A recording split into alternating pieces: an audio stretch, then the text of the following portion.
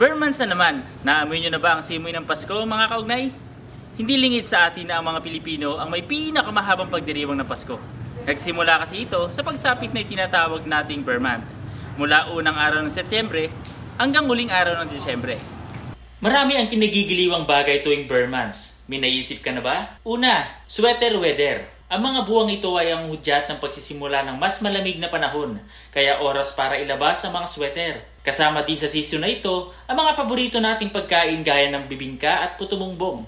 Sikat din ang hamon. Hindi rin mawawala ang tradisyon ng mga Katoliko na simbang gabi.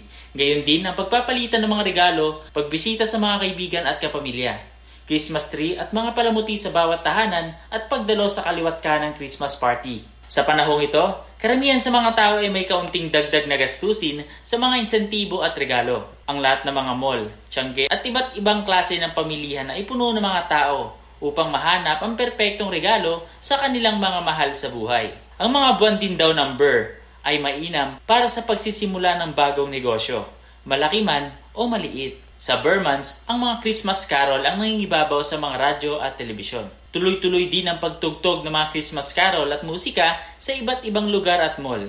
Hindi kumpleto ang Pasko ng Pilipinas kung wala ang mga koro ng mga bata at matatandang lumilibot sa mga bahayan upang magbigay aliw at kasiyahan. At sino ba namang hindi makakakilala kay Jose Marichan? Whenever I see girls and boys selling lanterns on the streets. Mula sa Christmas carols hanggang sa mga memes sa social media, siya ang bida. Siguradong marami pa kayong naisip mga kaugnay.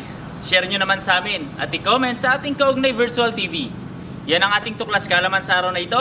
Ako si Fresher Madrid, ang unang babati sa inyo ng Merry Christmas in advance. Ho ho ho ho!